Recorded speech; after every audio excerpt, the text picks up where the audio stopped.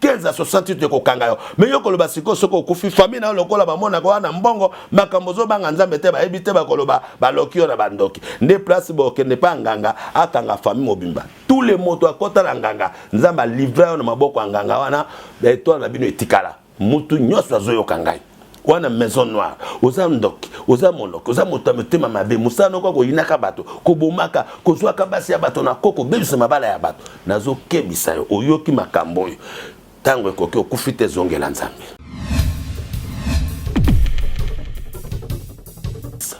pa ebiki liloba na yo era mbasaya na eza na ba prédestiné o ba kosela pe ba biki elo continue eza na jugement que mokolo ya jugement soki okufa na pasteur ta kotela na jugement ko juge selon on a yo na mona ki pasteur on komi adana sala ki pona liaki mbuma passer moi c'est pas ça non yo pe musala nzambo comme ça kana miracle lokuta okotika na kozana miracle mokolo moko te parce que blasphème contre Saint-Esprit li sumu na yondeko ekolimbisa mate a yo zo kosa makambo ya lokuta osali mankoni so sali bato po bato baya lokola bato balinga lokuta et Bible zolo ba ke lokola bino boboyi vérité na kotindela bino esprit ya mensonge nde basala nzamba lelo bato bakomona ndaba miracle lokuta Michel lobi soko nzamba lobaka na monoko na ngate okomi bomba yo moko zela mukolongo komona bakangi Michel mais roi akufaki nde moment toza nango ya 400 prophètes moment toza na temps de la fin 4 quoi univers bato bazote ya mensonge mais kuta wapi na nzambe mais bango moko baza égaré parce que tango nzamba tinde esprit égarement kuna na likolo est-ce que bango ba prophète baza égaré nzamba tindele bango molimo égarement parce que bato balingi égarement balingi ba te ya bango bisengo oko voyager oko kenda poto oko bonga oko zala konja famille oko sala bato bako zwa mbongo bako bat wala eza mate ya te bande kona ngai eza molimo ya égarement le but que c'est individuel ba longo la mate ya mabe ba publication mabe wana zo détruire bato ba sambela te yango na mone zo bebisa sikoyo bato ba luka ba raison ke ba sambela te soko boy ko sambela pour que ba sala nzamba comme bato mabe nzamba ko boma yo ke landi fait le direct.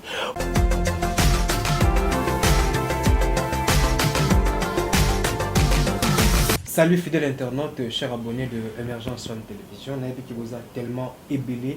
Il vous a moyen permettra de vous rendre en ce moment. Et surtout, on a si merci. Nzambe a si encore temps et puis a si santé. Il y a cause à l'évolution de la on a si encore en beauté. Na équipe technique qui m'a accompagné Arnaud Demi de M. Sapi, c'est surtout Emergence One Télévision. J'ai toujours oublié Emergence One Télévision, c'est vraiment une famille et on continue toujours de travailler, surtout dans les soucis et puis dans les plaisirs de vous satisfaire et surtout d'être aussi à votre service. Et merci surtout à fidèles partenaires et surtout à Ndekotou, à soutenir Abisso depuis comme le mien. Là, je vois Jacques Maïtou, Ferme de la Paix et surtout Carlos et José et Sandra Toubamba. Vous n'avez pas encore merci. Mon grand monsieur, on a toujours le grand monsieur, monsieur Bill Mobuka depuis les États-Unis. On a pas mbote na Hervé Le Panal de la niveau, il y a États-Unis PKK. On a pas encore mbote na Jacques Maïtou, Ferme de la Paix et merci Nayo, on a pas merci et sans oublier Bandekotou Boutalabuso. Sur ce plateau, je suis avec l'apôtre Joseph Boka Mutonzambe ou l'autre Fatoza Kinaye. Tout cela qui Makambo Italie, parole de Dieu, Makambo Italie, église, corps de Christ, na niveau de la République démocratique du Congo, précisément à Kinshasa. Après ça, il y a des détails pour expliquer comment est-ce que Basali Nzambe, Bouloumou n'a pas commis exposé, comment est-ce que Basali Nzambe, Bakomi na bizali il y a pas pagan nous ba memi on a quatre églises comme si église champ de bataille comme si église et pas eu peu comme ça la commerce et pas eu peu pour gagner un bon là bango or le ba nzambe et salima côté et tema na banda ko o to bengi ba église mais hormis cela il y a encore un cœur où ici ka pili le ba evandaka alors ba échouer na mission na bango to ba zakaka na nzela pour que ba transmettre un message et puis ba réussir mission on m'a pensé parce que aller faire de toutes les nations mes disciples. Donc c'est avec le pasteur Joseph Bokani tous allez sous ça pour que tu poursuivre et émission à mission à mon réalisateur Junior Kapaya à fond la réalisation afin qu'il a introduit Apôtre Joseph Boka, bonjour et bon après-midi. Bonjour, Nzamba Pambola yo, Pambola Baba Zolanda Biso, na Kombo na Yesu Maseya. Merci. Nous avons moni santé paix, ça va? Nangolo Nzambe toujours vivre na kimia nyos. Tout vient de Dieu. Tout vient de Dieu, justement, tout vient de Dieu, les amis. Thème principal, il y a séquence, soit il y a séance de l'émission, na biso tout ça dans tata oyo et tout le qui un peu tout ça la rappel na bande konyo surtout oyo balanda ki biso te mbala oyo te koleka concernant sujet to solo là qui peuple congolais a exposé mitakala ya basali ya Nzambe quand bien même basali ya Nzambe ba koyaki na libungi est izalaki important ko panza ba vidéo pe ko sala promotion ya ko exposer mitakala ya basali ya Nzambe na ba TV bongo izalaki malamu te d'après l'explication PSA. Alors, basali ya Nzambe bazali censé bazala exemplaire. Alors, ceux qui bazali exemplaire te et ko permettre pe te bandi comme sous pe bazala na poser ko sala Nzambe. Alors, commentaire ni ko sala par rapport à émission auto qui à titre de rappel. Oui, na lingi na sala rappel pour na koloba ke tozana nouvelle alliance. Nouvelle alliance prophétiser que on a Jérémie 31 sur otangi ba kotindo pe na mukanda ya Hébreu 9 koyoka ke Nzamba lobi o eza kondimana ya sika eza lokola na tambola ki na peuple mwasi na liboso Israël te mais kondimana o na kati ya sika eza o ya les raisins verts mino na ye moko koyokisa mapasi donc mwana kokufa na lisumu ya tata te tata okufa na lisumu ya mwana te na lelo ndenge boloba ke malédiction papa kitana na nouvelle alliance ezate bidi moto la moto akokufa pona lisumu ya ye moko ya kuna soki lelo mosala ya Nzamba sali mabe akwai na ba erreur na ye na pesa ki exemple na Moïse Nzamba zwaki pour enterrer ya lobika mata loboko là c'est pas ya Josué donc elle a cité que mabe ya Moïse côté pas Josué non écoutez kala na Moïse mais ko la kisanidité mosali ya Nzambe libanda na télévision eza péché grave Bible le bio kota lisa mutakala ya tata na yo liboso ya batote na pesa ki verset ya Lévitique chapitre 18 verset 7 et pour na ba ki botala no ndenge mona na ye alakisa ki mutakala na ye nane yela ki bakoko na ye nane yela ki bana na ye shama wana bakanani bino mo boyebi bakamne yela e bango donc okoko lakisa mutakala ya tata na yo ezala ya bochio ezala o ya za perdre la foi na TVT eza péché grave soko mutu yo so sala ngo sala repentance eza malamu te donc ozotindika nde bato baboya Nzambe po bato ali boso basala mabe na yango na pesa ke exemple basala Nzambe banda Abraham Nzambe basala alliance na Isaac na Jacob tout basali na Nzambe basala ka makambo kutu basala Nzambe lelo basala te mais botanga kamikanda na bango donc makambo na bango la kisiki bango na Nzambe ya on appelle ça qui Romains 14:4 ozana ni osambisa mosala ya moto mususu soko akwe na miso ya kolonaye donc olakisa mutakala ya basali ya Nzambe na etando eke eza lisumu nene yo muto sala yango na malédiction Nzambe akoko boma pa ko détruire misala nyonso ndenge na pesa verset Ecclésiaste donc il faut que ça la repentance oui apôtre puis kolanda nisa makambo ndenge lobinde wana to moni pe na Bible biki to koyeba bango na fruit na bango. Or, peuple de Dieu a zozela amona image ya malamu basali ya Nzambe pour que pe motiver bango na kolanda pe kolinga Nzambe. Kolandisa maloba oyo quelque part ezo kenondiko ozali ko encourager basali ya Nzambe kaka na kokuba na mabe. Na encourager bango mabe te mais na lobi ke basali ya Nzambe bala nzoto yo ya yo ndengo za na ndenge pe ngana zali akoko kweya. Donc musali ya Nzambe moko te na mukilio ya salaka malamu. Ecclésiaste c'est le bien en clair 7 verset 20 moyenge bene moko te oya tambolaka na malamu azanga kokuya te azalaka te yango na lobi boy na encourager bango le mal te na lingi na pesa bino exemple ba farisei bazai basala Nzambe basanduka bazai basala Nzambe balakisa mibeko bazai basala Nzambe bango tu bazai ba hébreu Nzambe asala alliance na ba juif wana Yesu tango abotami akuti ba farisei baza bato alokuta alobaki na bato abibondi mama loba bango bazote ya bino mais bosala misala na bango te alobaki na bango te ke bolakisa mitaka na bango boboya bango bobima non parce que liwa na bango etali bino bandimite nzambe atie liloba na ye pa balakisa mibeko ata bango bazosala mibeko wana te po alobima wana bino bozopesa mibeko bino moko bozosala yango te ya lokola Moïse ye moko mopesi na mobeko aboyi bato babala bapaya ya kobala mopaya mais tango Miriam akeko murmurer contre Moïse nzamba bete na maladi ya mbala parce que musali ya nzambe aza musali na yo te nzambe mutu atindi ye aiza mabe na malamu na ye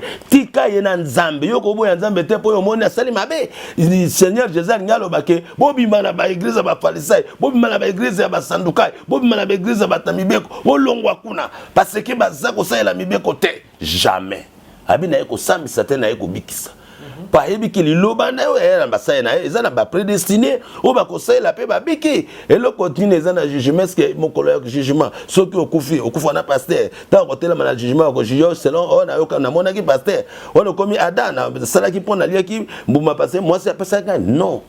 Le but que c'est individuel. Ba longo la maté mabe ba publication mabe wana zo détruire bato ba sambela te. Yango na mona zo bebisa sikoyo bato ba luka ba relation ke ba sambela te. Soko boy ko sambela.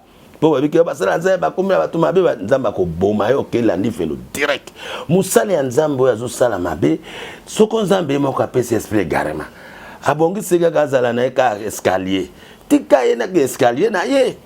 Donc yo ko kipe makambo na yete donc nazo lo batte po basala nzambe continuer ko sala mabe mais yo musala nzambe oyo ozo sala makambo mabe neti mabe oyo ngana zoloba ba erreur ezebe mais basala nzambe lo musuba ko bana basia bato bakomi ko détruire ba vie ya bato nzamba ko boma yo liwa ya musala nzambe nzambe mo ndaboma kaye parce nzambe nda boma Moïse pe a récupérer Moïse nzambe aboma Aaron ye moko nzambe lokola boto singa te ezali elakisita ke peuple wana baboyaki Aaron lokola basalaki lisumu na Moïse bakamba bango non kaka Aaron na Moïse bazokamba bango mais nzambe abomi bango yango nazopesa conseil na kati église il faut basala nzambe batanga Bible basala nzambe lelo bazoteya bato Bible te busotia bato makambo eza bino moko okenda voir ko sala makambo eza na Bible te yango moni bato baza na erreur po bayebi atali comité pe bayebi nguya na nzambe te mais le bénédiction eza parmi l'enseignement au peuple de Zolina parce que peuple congolais vit dans la souffrance yango moni ke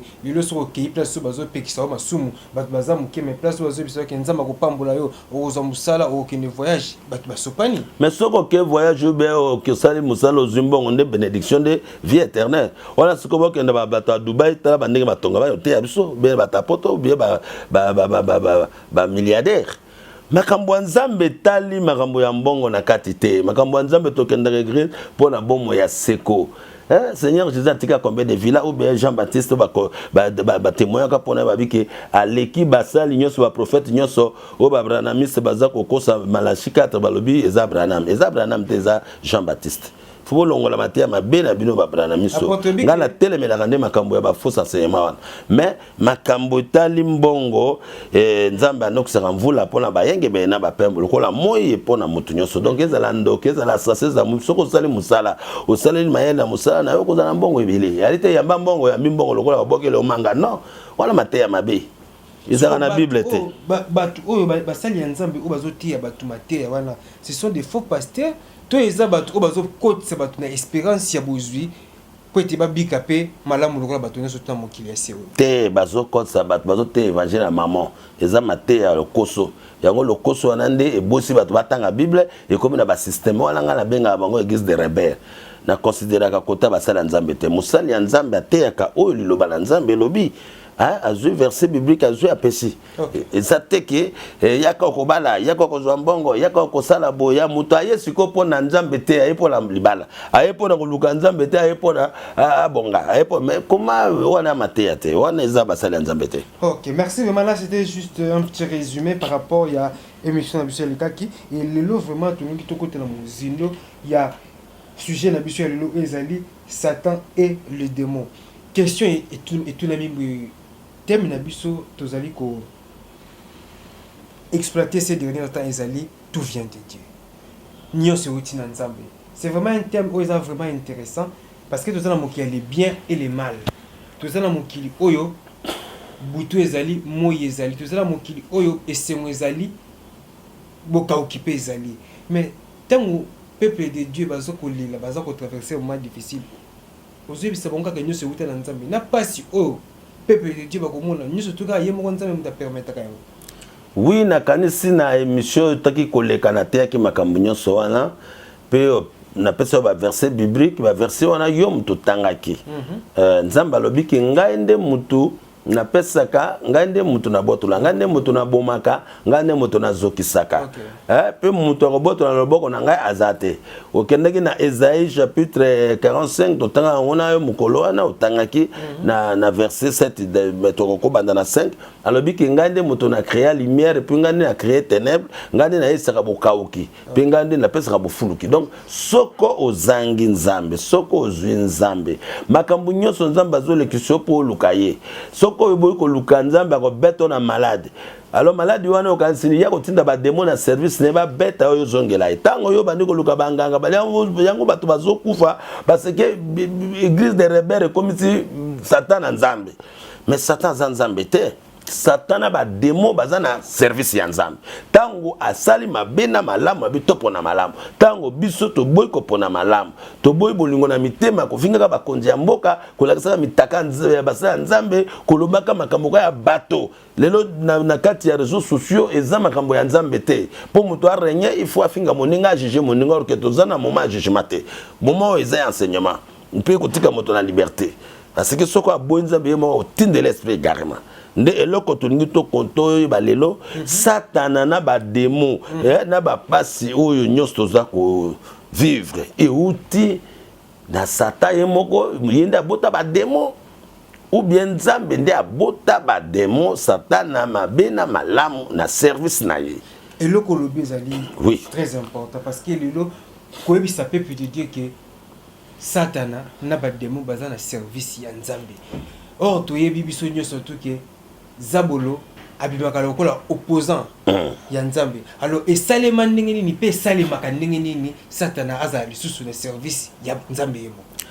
Bande koto landana no verset biblique parce que boboya bible olingaka maloba ya bato ndeko na lingi koloba likambo moko totanga nano après na sima to ba eloko ni tongi toloba tomona sikoyo nzambe ndenge asala barkange malamu na mabe na service na ye mokanda ya 1 roi chapitre 22 toko sote mbala moko pona tosalela r parce que eza mulai yo motuza kono ko bandaka na 22 mobimba wana kenda na yango 1 roi chapitre 22 22 bato bakota o bazolanda biso batanga mobimba nango mais biso toko sote na 18 bolanda malamu Satan na ba démon bazana service ya nzambe soko sakala nzambe akotinda miluma biba ko beta yo ko sala aventure na nzambe te. Chapitre 22 verset 18 yoka le roi d'Israël dit à Josaphat ne te l'ai-je pas dit il ne prophétise sur moi rien de bon il ne prophétise que du mal. Mokonzi na Israël alobi na Josaphat ete na lobaki na otete osolola kamala mopona ngate kasi bobele mabe po bato balingi fu bate ya bango opoko bonga okokende poto okozala bien oh aneo yoko lokuta monene combien des années bate ya yo okenda poto yango ona mate ya bazotindi kona liwa roi lingi balobele malamu moto alingaka balobele malamu kita na seto mona gouvernement ya nzambe. Et Michel dit écoute donc la parole de l'Éternel. Véritable. Je vis l'Éternel assis sur son trône et toute l'armée de cieux se tenant auprès de lui, à sa droite et à sa gauche. Mikaya lobi na yete boye yoka liloba na Yahweh na moni Yahweh ya fandi na kiti na bokonzi na ye pe bibolo nyonso na lole telemi na loboko na mobali pe na loboko na mwasi pe na loboko na mobali pe na loboko na mwasi nzambe bibolo na lola tout puissant oya créer mabena malamu nyonso gauche na droite oyoka kitala seto tanga nyonso bongo na loba. Et l'Éternel dit qui séduira Achab pour qu'il monte à Ramoth à Galad et qu'il y périsse. Pe Yahweh alobaki ete nani akojimbisa aba ete abuta pe akufa na la motogilata pe akufa donc nani akojimbisa aba po ete amata na la motogilata pe akufa. aussi le verset en hauteur. Ils répondirent l'un d'une manière, l'autre d'une autre. alobaki likambo moko na mosusu pe alobi likambo na mosusu. Et un esprit vint se présenter devant l'Éternel. Wana molimo moko ayaki pe atelemaki liboso na Yawe pe alobaki ete. Moi, je le séduirai. Nakojimbisa ye. L'Éternel lui dit comment? Yawe alobelaki ete na nzela nini?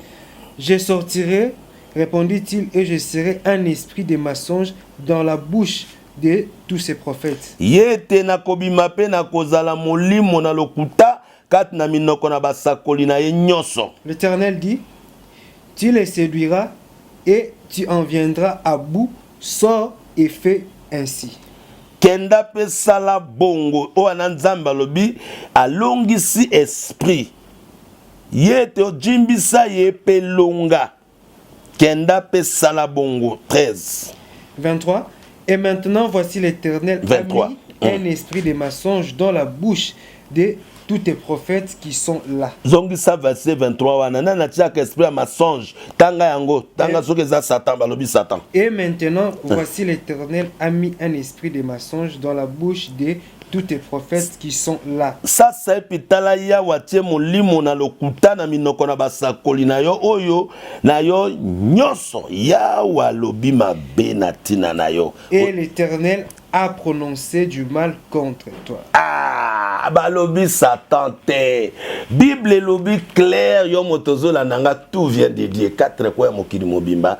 Bokomisa diable nde na kati avec mais ana service ya nzambe moko miti l'opposant tala na gauche na droite.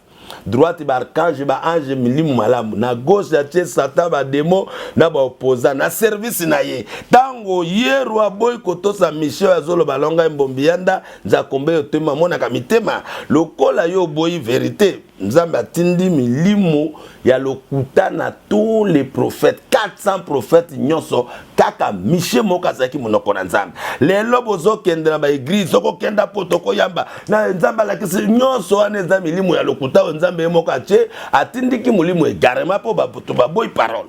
Alors sikoyo Satana na ba démon est-ce que bazana service na bango moko et ces démons kenda ki ko séduire ou bien lobela akab ou bien kenda na volonté na ye balobi nzambe pona nini Michel baki que tout vient de Dabi namoni lokola nzambe asoluka nzela bomayo mais ngai naza musa na ye na yebi emoniseli na likolo nzambe avandi na trône gauche à droite mais molimo moko alobi nzambe alobi nana kokenda kokosaka bapo akufa parce que tango zobima na basi ya bato nzambe akotindelo AVC beta yo parce que obe okoma na hémorroïde interne à rendre impuissant nengo vale na ndako wana soko luki nzambe tozokufa kala te yango nazopesa conseil ya moto ozolanda ngai tosa maloba ya nzambe soko boy ko tosa maloba ya nzambe nzambe akotindela yo basakoli ya lokuta bapeso bisengo kufa. Alors tango ya boy ko tosa Michel roi o ya kufaki mais ba prophète yo ba yebaki bandimaki teke bazote ya mensonge moka gifre Michel alobi omona ki apesika molimo mabe ya nzambe ya kotela ngai okomona ndenge roi akobazabi no komakasi Michel alobi soko nzambe alobaka na monoko na ngate okomi bomba yo moko zela mukolongo komona bakangi Michel mais roi akufaki nde moment toza nango ya 400 prophètes moment toza na temps de la fin 4 kwa univers bato bazote ya mensonge mais kouta wapi na nzambe mais bango moko baza égaré parce que tango nzambe atindi esprit égarement kuna na likolo est-ce que bango ba prophète baza égaré nzambe atindele bango molimo égarement parce que bato balingi égarement balingi ba te ya bango bisengo oko voyager oko kenda poto oko bonga oko zala konja famille oko sala bato bakozwa mbongo bakobata wala eza mate ya te bande kona ngai eza molimo ya égarement tango bato baboyi parole de Dieu nzambe atindaka ba démon na service na ye est-ce que ndeko na ngai moto tangi ondimi siko ke satana ba démon ba na service ya nzambe sans nzambe atindika milimo oyo po ba kotsa lokuta ba bomakab est-ce que bakosala bango moko ebimi yango siko question ezali boye siko bon bayi oyo basalelaka Satana ye moko Satana azali na service ya nzambe ba oyo basalelaka ye wana bako baza pe kaka na mabe to mabe na bango ezalaki par exemple ezalaki ke nzambe nde a frappé bango yango atindeli bango Satana peut-être accompagner bango na erreur na bango. Mais où tu kotanga bien que tango voyo boy parole. Zamba sali mabe asali malam. Alobi na tie mabe na malam pona. Atiki yo moto esprit libre. Tango moto aponi mabe. Alors sikoyo mabe landiye siko ba demo ba kotelier parce yo poni mabe mais moto asala mabe nzambe. Moto asala malamu nzambe. To pesa deuxième exemple. Ndenge utuko loba likambo lobi ya solo. Na mukanda ya 1 Samuel yo kotaka kote ya ba demo na mukanda ya 1 Samuel bokomona ke nzambe aponi moto alongole pe na pauvreté Saul. Tango sikoyo roi Saul wana ba pesi conseil na prophète ya nzambe. Bomoni siko place bato bakomaka na égarement ya wana. Tant que kopesa ye Samuel alobi détruire les Amalecites bango ba empêcher ki bino po na njela pe boma biloko na bango nyoso ya sali aponi alors atomboke linzambe ndio moni nzambe ayeki koloba na ye na 1 Samuel 15 verset 22 à 23 pe Samuel alobaki ete yawa sepeli na mbeka na miboma lokola ya sepelaka na botosi kotosa mongongo na ye tala botosi eleki moboma malamu pe koyoka eleki mafuta na bapate po ete kotomboka eza lokola lisumu na ndoki pe ko eza lokola lisumu ya bikeko yo boye liloba na yawe bongo yawa boyo tozala mokonzi te tango yo boye liloba ya nzambe ne nzambe akoboya yo yango wana bozomona mabe eza koyela biso tango yo boye siko nzambe akotinda demo na service na ye a manipuler yo soko sali repentance sincère te abomi yo parce que moto alingi ko sala volonté ya tatate nzamba sala biso poto sala volonté on a bayi ke bokonzi yo se utaka na nzambe soki nzamba pesi yo mokonzi to sapeli loba ya nzambe na bokonzi na yo mais epekisami kofinga bakonzi ya mboka epekisami makasi koleka po nzambe nde apesa bango bokonzi mais tango yo boyi ko tosali loba ya nzambe yo tangana na français to mona demo na service ya nzambe sikoyo nzambe akotindela ye mokonzi yo pola ni désobéissance. 1 Samuel 16, verset 14 à 15. 16, 15 à 14. 1 Samuel 16, 15 à 14. Yoka sikoli kambo chikoloba. Le serviteur de Saoul lui dit, voici un mauvais esprit de Dieu t'agite. Ah, de Satan. Tanga bien. Le serviteur de Saoul lui dit, voici un mauvais esprit de Dieu t'agite. Ah, que notre Seigneur parle, tes serviteurs sont devant toi. Ils chercheront un homme qui sache jouer de la harpe. Et quand le mauvais esprit de Dieu sera sur toi, il jouera de sa main et tu seras soulagé. Bible lobi kasi molimo na Yawe longwe na Saul pe molimo mabe uta na Yawe etungisi ye. Molimo ya nzambe longwe, molimo mabe pe uta na nani na nzambe. Ah na zolo balikambo ya des esprits. Na bi milimo mabe na ya malamu, bolandanga malamu basali ya nzambe. Yo za na kati ozolanda bien. Benganga to sala débat soko ko contredire nga. Soko ba demo ba uta na satare mutabota ba demo. Soko satara sala na service na ye. Et là, on a 4 coins du monde. Tous les églises, il y a le monde entier. Parce que on a 4 coins, lumière apparaître dans il faut dans la haine inspirée. La Bible est lobby clair. Toutes les églises, Satan, démo, autorité, non, mais mokolo makambote. Awa balobi na na lingi totanga ngo bien na avant de commencer notre question 14 heures bien. Oui, parce que totali mingi na église bazali ko bangisa bato ba demo.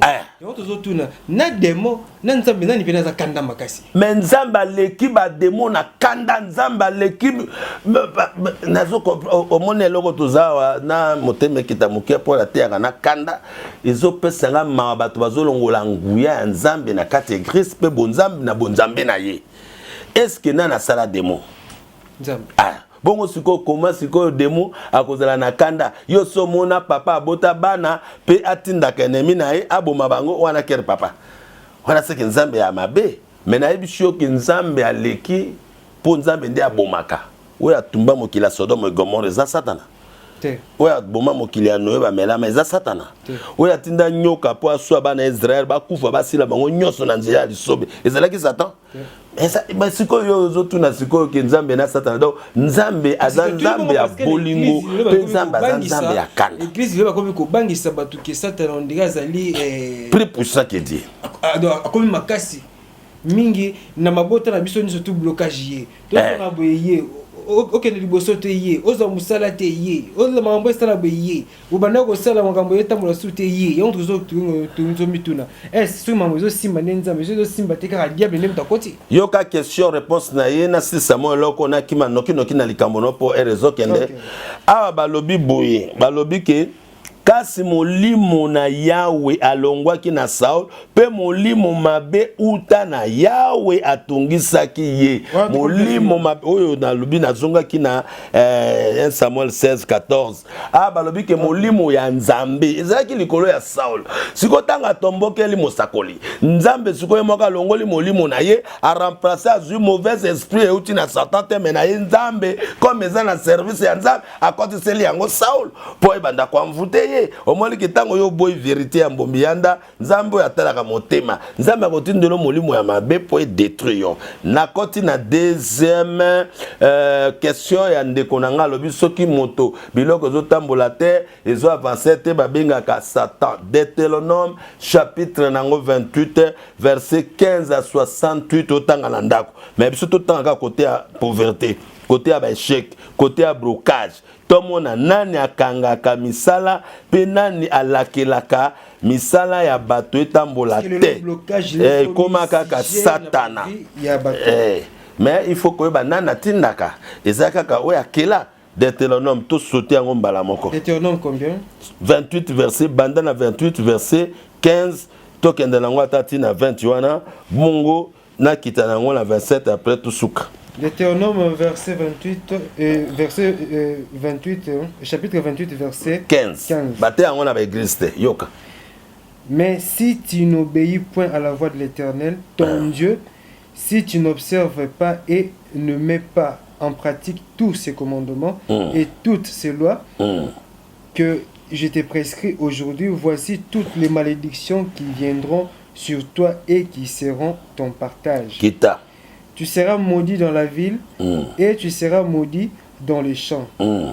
Ta corbeille et ta houche seront maudites. Yoka. Les fruits de tes entrailles, les fruits de ton sol, le porté de ton gros et de ton menu bétail, toutes ces choses seront maudites. Kita. Tu seras maudit à ton arrivée et tu seras maudit à ton départ. 20e verset. Yoka. L'Éternel enverra contre toi la malédiction, les troubles et la menace. Au milieu de toutes les entreprises que tu feras, jusqu'à ce que tu sois détruit, jusqu'à ce que tu périsses promptement à cause de la méchanceté de tes actions qui t'aura porté à m'abandonner. 21.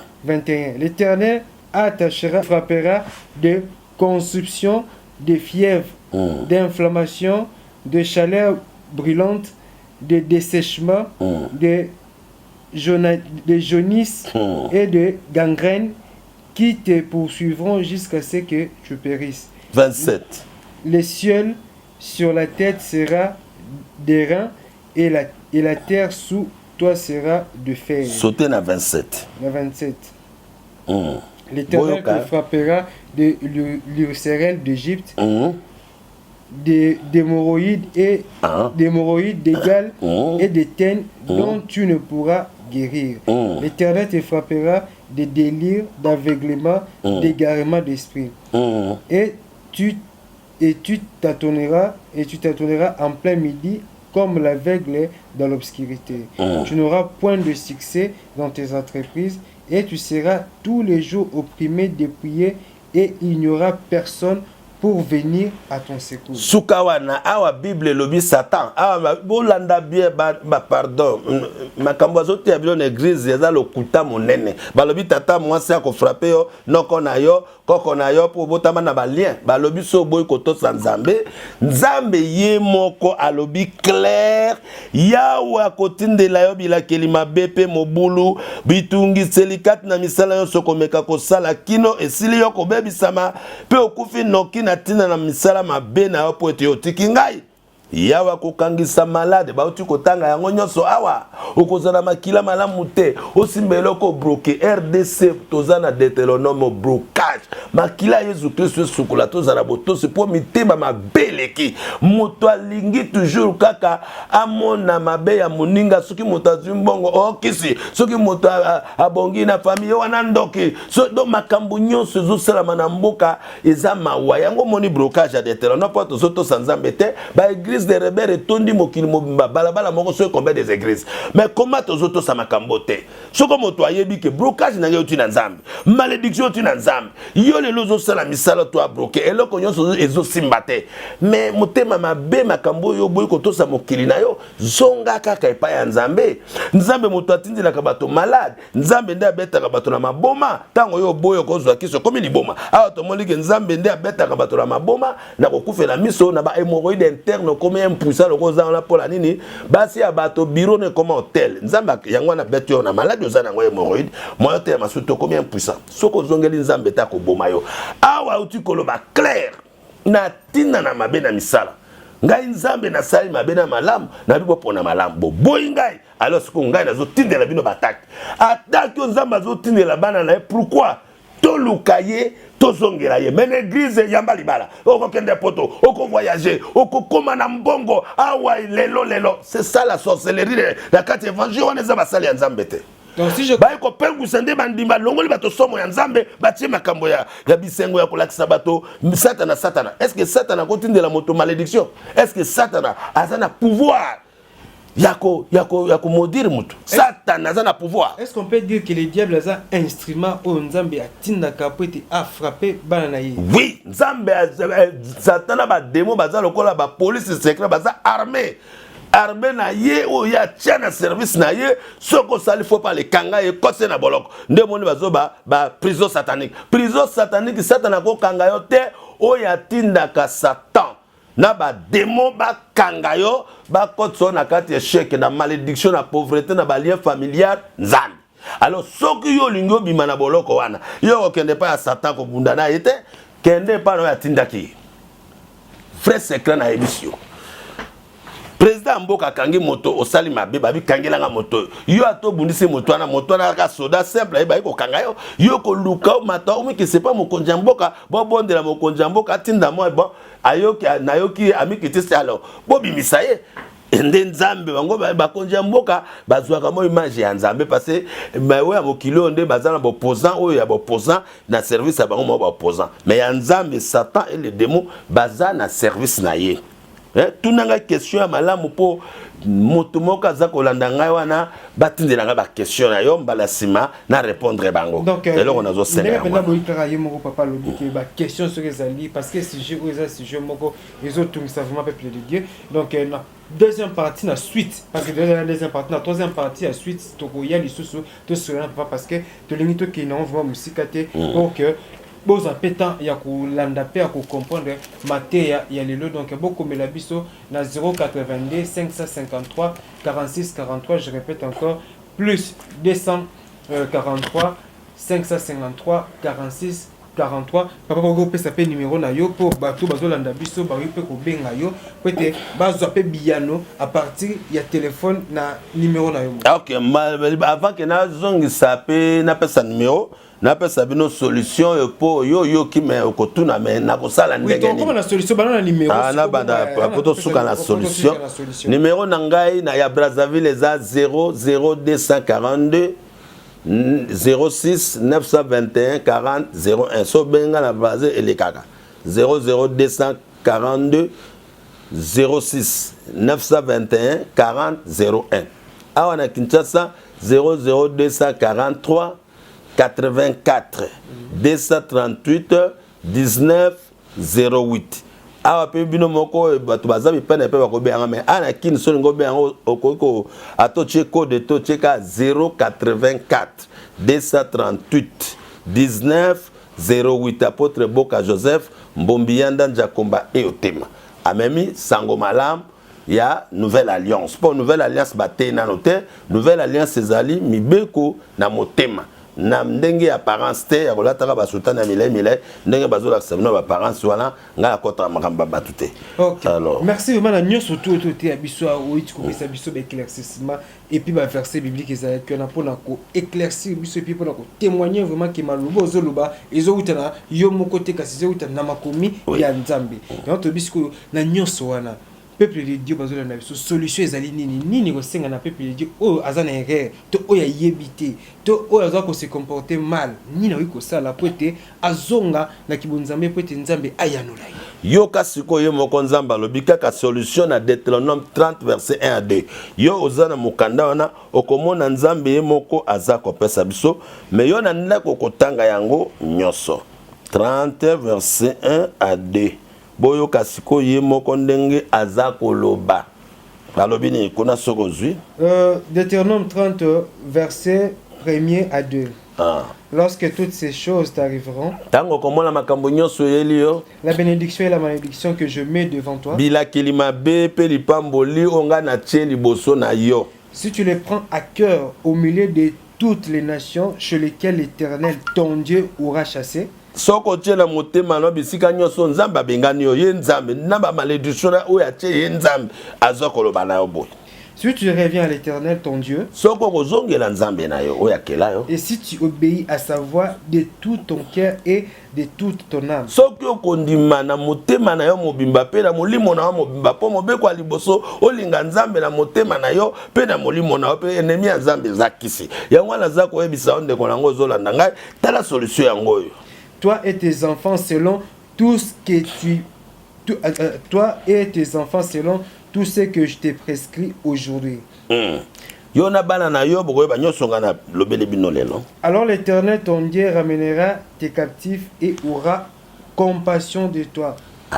Moni sikoyo soko yo zongeli nzambe ye akolongola pasi nyonso pe akoyokela wana ni mawa yango wana ndeko nanga journaliste ya mobimba bakotanga yango mais kisi ya lelo ya Nouvelle Alliance Ézéchiel chapitre eza mobimba yango bango batanga na ndako parce que ça molai c'est ça ta troisième. Je répète encore Deutéronome 30 verset 3. Alors l'Éternel ton Dieu ramènera tes captifs et aura compassion de toi. Il te rassemblera encore du milieu de tous les peuples chez lesquels l'Éternel ton Dieu t'aura dispersé. Oyoki sikoyo nzambe ye moko akozongisa pe akorekipero partout ya bokaki yo. Na ba prison soko taka ozotambola esprit neza na ebale. Ba muso otambola za na séjour de moi pas Perséphone. Bosu ozotambola ba tona kati ya njungu na mpoke na biliseke na bisika nyonso ba yibi étoile na yo ba kuma ko salela ngo ba immeuble ba seke yo boya ko banga nzambe. Yango la nzambe atindika milimo na yo koma na service ya ba démon po yenda sala bango alobi satana lia mabele na ko expliquer bino. Yo kasi mabele zanani. Et satan moko alobi na Yesu alobi fuka melanga po biloko to epesa melanga na pesa ye. Asa utala ngo ozomona ke biloko tu masonge makambo nyonso o epesa ye nzambe. Alors soko yo boy Yesu eba kiteke Yesu nzambe zonga sima satana basela ka nzambe agumba na ka nzambe. Na ye satan agumba mena kaka nani nzambe. Yango wana mena service ya nzambe. Akosa likambo te sa nzambe. Yango na lobi na yo zonga. Likambo leki kozongela nzambe za kate mama nanga tata nango zolanda nga awa Ézéchiel chapitre na yango 18 toke kosuka na 31 à 30 tala kisinga na pesio médicament pour yo zolanda nga obika kotalela pasteur na yo te mama tata ba mukolo kokufa nzamba kotuna makambo zo sala lelo mokola dimanche to tondi si ba église lundi toke ko loka mardi kindoki bitumba jeudi Ézéchiel 18 verset 31 à 32 tok sote kambala moko boto pesa médicament. Ézéchiel 18 31 32 Rejetez loin de vous toutes les transgressions par lesquelles vous avez péché. Boaka mabe nyonso masala kibino. Faites-vous un cœur nouveau et un esprit nouveau. Pebo misalela mitema na sika pe molimo na sika. Pourquoi mourriez-vous, maison d'Israël? Bolingi kokufa pona nini RDC Congo Brazza Afrique pe 4 ko ya mokili mobimba. Car je ne désire pas la mort de celui qui meurt. Po etenga na zuye sengona liwa ya mokufi te moto yo saza na nzambe te azalaka mokufi yoka. Dit le Seigneur l'Éternel. Nzambe ndi alobeli ngai na yo. Convertissez-vous donc et vivez. Bongwa pe bika. Kolo Yahweh alobi bongo. Bongwa pe bika. Yebisa ndekono avandi pembe no loba na bongwa na pe bika. Suka ya comprimé. Ozana motema mabe tro na bato. Oza mwasi ya libala ndumba ozozo ba mibala ya pembeni. Mais nzamba ko boma ava boma ko binga nono na libala ozana ngo pe ko tulo ko tambola pendake ozoteka nzoto na muta ko somba ko zala te.